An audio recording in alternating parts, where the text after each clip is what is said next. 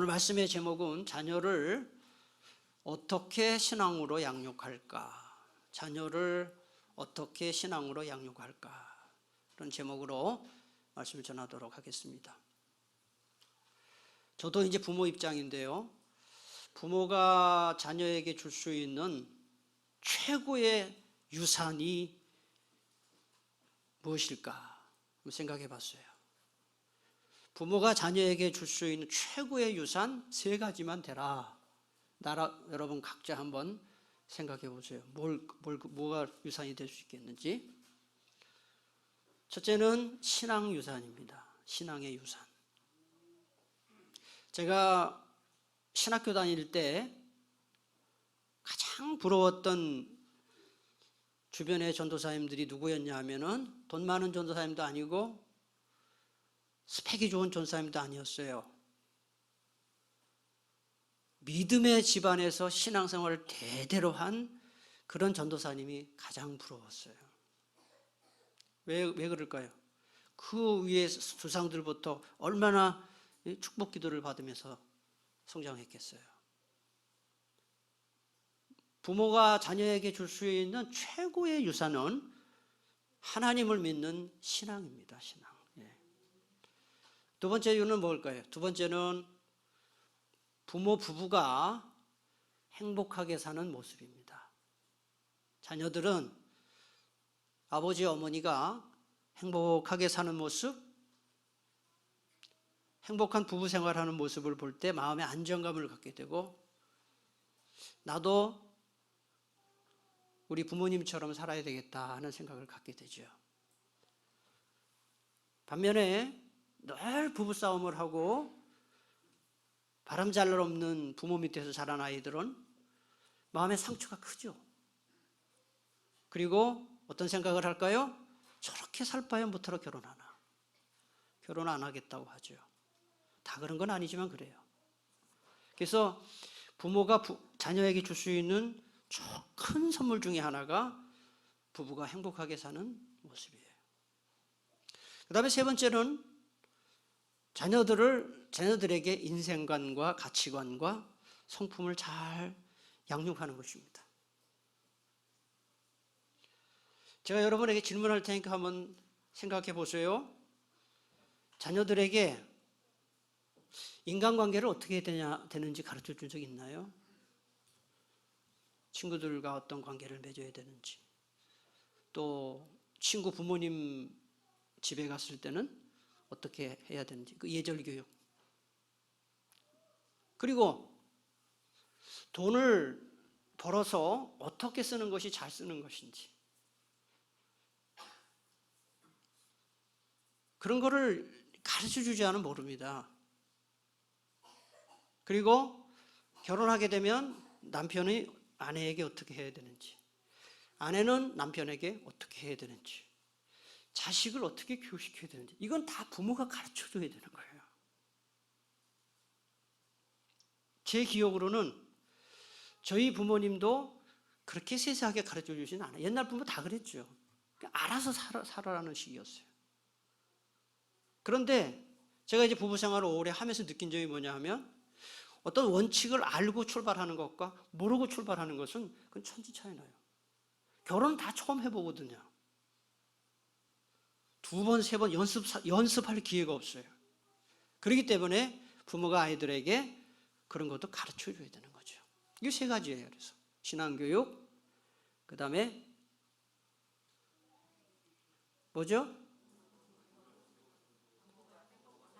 행복하게 사는 모습을 보여주는 것. 3번째로는 가치관과 인생관, 성품 교육을 하는 거예요.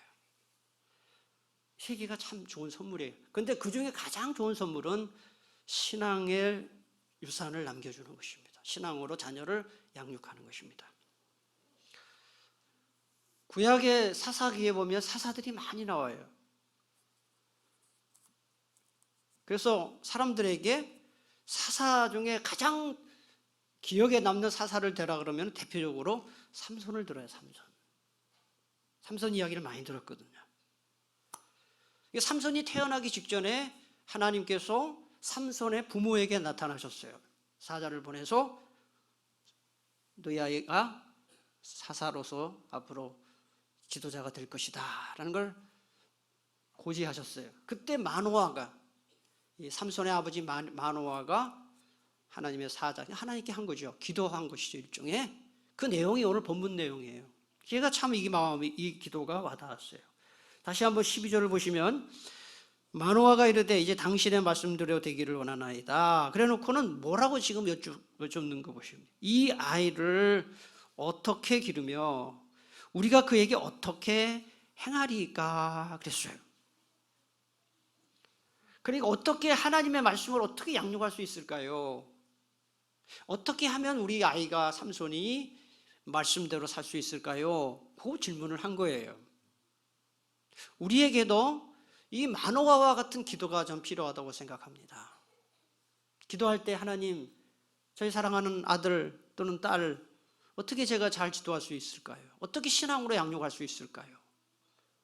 사사기 13장 12절 이 기도가 여러분의 기도가 되기를 축복합니다. 몇 년 전에 의미 있는 설문조사가 나왔습니다. 19세부터 39세까지의 젊은이들에게 질문했습니다. 당신은 신앙생활을 시작하게 된 계기가 무엇입니까? 그랬어요. 놀랍게도 77%가 부모의 영향입니다라고 대답했어요. 지인이나 친구 때문에 예수 믿게 되었습니다라고 대답한 사람은 17%밖에 되지 않아요. 그러니까 절대 다수가 부모의 영향으로 예수 믿게 됐다, 그렇게 대답을 한 거예요. 그러니 여러분, 부모가 얼마나 중요합니까? 또 물었어요. 당신은 신앙생활을 언제부터 시작했습니까? 그렇게 물었어요. 그랬더니 절반 정도가 모태신앙입니다 라고 대답했어요. 제가 우리 교회도 이렇게 보면, 지금 이렇게 봐도, 얼핏 봐도 모태신자가 많아요. 저도 역시 모태신자고요. 믿는 집안에서 태어났다 이런 뜻이죠. 절반이 그래요. 나중에 성인이 되어서 예수 믿기 시작했다 라고 대답한 경우는 13%예요. 그러니까 어릴 때부터 신앙생활 하는 것이 얼마나 중요한가 하는 거예요. 여러분들의 자녀들 중에는 교회 지금 안 나오는 자녀도 있어요.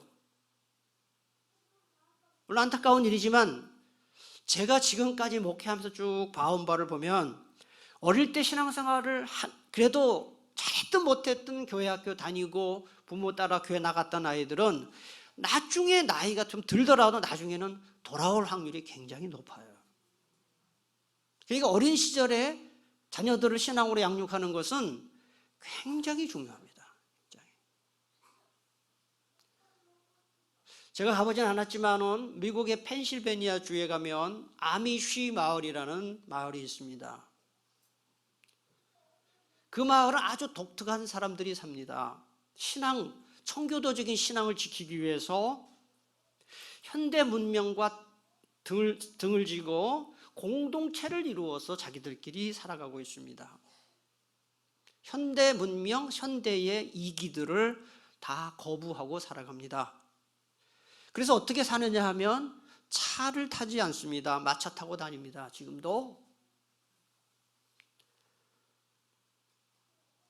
그리고 TV도 없고 전화도 없습니다. 전기 사용하지 않습니다. 기름으로 불을 밝혀 사용합니다. 옷은 항상 검은색만 입습니다. 농사를 짓고 삽니다. 원시 그대로 사는 거예요. 이분들의 마음속에 어떤 생각이 있느냐면 현대화가 되면서 사람들이 타락했다는 거예요. 전기가 들어오고 인터넷이 들어오고 TV를 보면서 음란해지고 사람들이 하나님을 떠났다, 거부한다. 그래서 오직 하나님, 아미시 사람들. 그런데 그 청년들 중에는 간혹 그런 생활이 너무 답답하게 느껴져서 뉴욕으로 탈출하는 청년들이 있다 그래요. 어디에나 그런 사람들이 있거든요. 그 놀랍게도 그렇게 마을을 탈출했던 청년들 중에 시간이 조금 지나서 90%가 다시 돌아와요. 왜 그럴까요? 현대 문명을 누려보고 도시 생활을 해보니까 처음에는 좋았는데 만족이 없어요. 기쁨이 없어요. 평안이 없어요.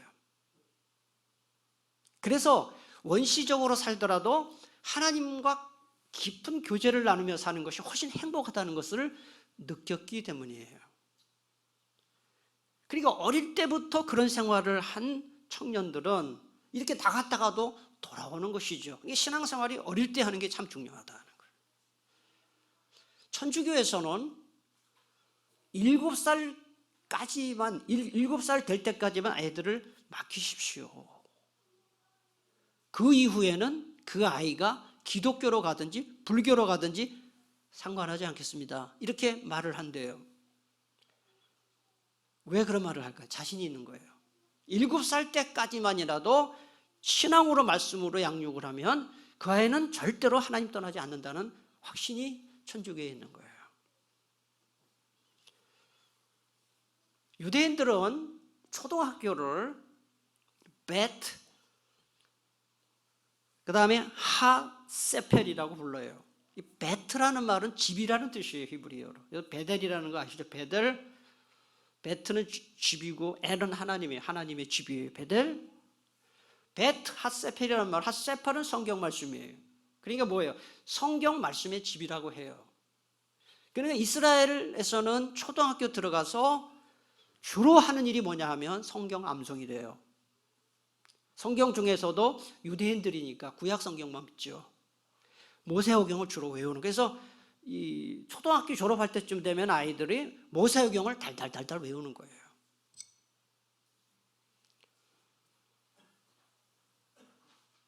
그 유대인들의 자녀 교육이라는 것은 다 그런 식이래요. 성경 그냥 암송이에요, 암송. 할아버지, 아버지, 손주가 모여서 성경 읽고 암송하고 이 말씀대로 어떻게 살았냐라고 물어보고 항상 말씀 중심으로. 우리 교회, 한국교회, 우리 교회만 말하는 게 아닙니다. 한국교회, 교회학교 이런 점에서 굉장히 문제가 많아요. 어떤 말씀을 가르치고 양육하는 것보다는 아이들을 재밌게 하려는 놀이, 게임 또는 이벤트, 이게 더 많아요. 성경이 좀 딱딱할 수 있죠. 지루할 수 있어요. 교사들부터가 아이들에게 성경을 가르치고자 하는 열망이 많지 않아요. 애들이 지루해 한다는 거예요. 그러니까 성경 가르쳐도 뭔가 좀 재미있게 또는 뭐 흥이 나게 이렇게 자꾸 이 스킬에 신경을 쓰다 보니까 성경을 제대로 가르치지를 못하는 거예요. 여러분, 선생님들도 그렇고 애들도 그렇고 성경 내용도 모르는데 어떻게 성경적인 대화를 하고 성경적인 토론을 하겠어요? 뭘 알아야 토론을 하지. 그런 점에서 이 교회학교 교육은 조금 무식하다 싶을 정도로 성경 말씀을 자꾸 암송을 시키고 성경을 읽게 만들고 말씀 중심으로 갈 때에 그에게 믿음이 들어가는 줄 믿으시기를 바랍니다. 우리 교회는 그런 점에서 낮에 요한계시록 설교하고 오후에 예언서 강의하고 목요일 날 또 성경 공부 전부 어떻게 보면 좀 딱딱해요. 내용이. 그렇지만 제 자신이 느끼는 게 뭐냐면 제 자신부터도 딱딱한 것 같지만 어려운 것 같지만 그런 말씀들을 자꾸 접할 때 깊은 은혜가 있다는 거예요. 부흥사 목사님들을 모셔다가 뭐 재미있는 얘기 많이 듣고 하면 얼른 보면 재미있을 것 같죠. 그 당시엔 재미있죠. 남는 게 없어요. 거친 음식을 먹고 건강식을 먹어야 건강할 수 있는 것처럼 하나님 말씀을 받아 먹어야, 하나님 말씀을 암송해야, 하나님 말씀을 묵상해야 그 어린 영혼이 생명이 들어가고 믿음이 들어가는 것이죠. 그래서 여러분, 혹시 어린 자녀들을 둔 부모님들 계십니까? 어린 자녀들, 손주들 된 조부모님들 계십니까? 아이들에게 최고의 신앙교육은 성경 암송입니다. 암송. 성경을 많이 외우는 거예요. 말씀드렸습니다만 부모가 자녀에게 줄 유산은 돈도 아니고요, 스펙도 아니고요, 집도 아니고요, 하나님을 믿는 신앙입니다. 신명기 4장 9절에 보니까 너는 그 일들을 네 아들들과 네 손자들에게 알게 하라 그랬어요. 자, 성경 한 군데 찾아 같이 읽겠습니다. 구약성경 요엘 요엘 1장 3절. 요엘서는 1269페이지에 있습니다. 요엘을 찾기가 힘들어요. 1269페이지 꼭 찾으시기 바랍니다. 요엘 1장 3절입니다.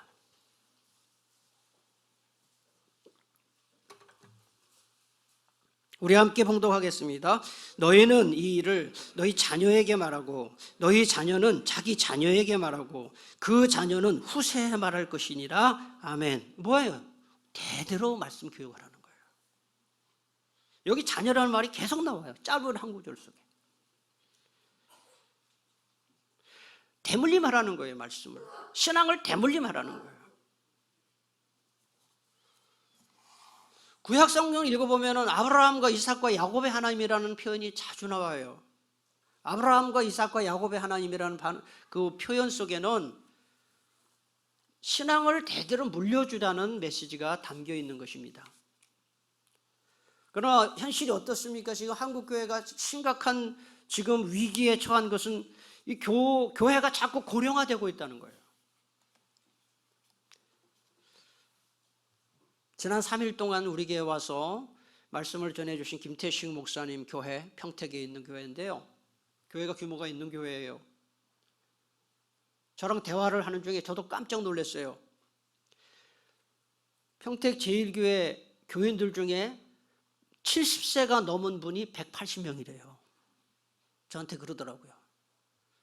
그리고 대부분이 그렇게 연세가 많다는 거예요. 60년 된 교회예요, 거기는요. 그래도 그렇지.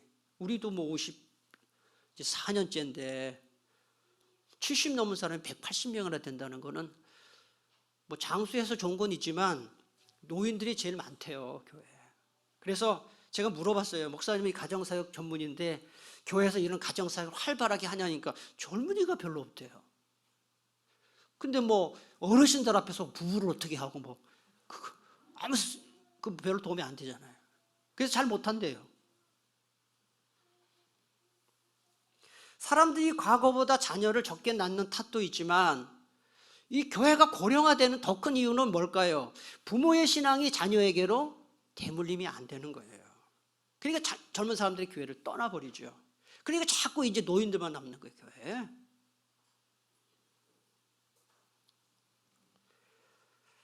자, 이런 일들이 왜 있을까? 한번 원인을 생각해 보세요. 많은 부모님들이 자녀들의 신앙 교육을 자기들이 하지 않고 그냥 교회에 다 맡기는 겁니다.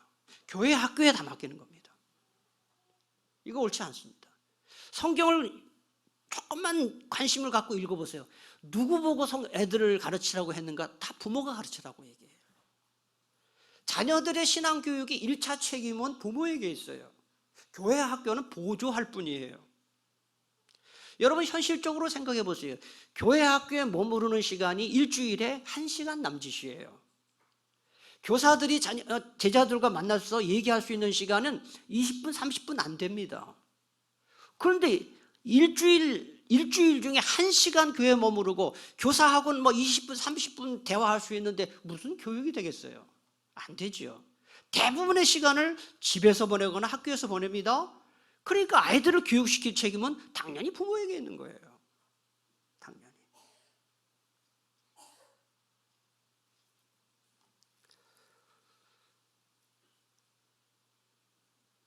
저희 집 얘기해서 죄송합니다. 이런 얘기를 제가 안 하려고 했는데요. 저는 이제 교회 사역하고 집에 가면 그냥 완전히 지쳐가지고 아이들을 뭐 성경으로 양육하고 하는 걸 제가 직접 못하고 저의 아내가 주로 해요. 코로나 기간 동안에 주일날 저희 아내가 우리 아이들을 주일마다 2시간씩 성경 가르쳤어요. 3년 동안. 저는 저 방에 가서 누워 빈둥거리고 쉬고 피곤하다는 핑계대로. 그 대신 아이들한테 기도는 많이 하고 평소에 뭐 인격 교육이나 뭐 이런 건 늘 밥 먹으면서 얘기하죠, 물론. 근데 우리 아이들이 하는 이야기가 있어요.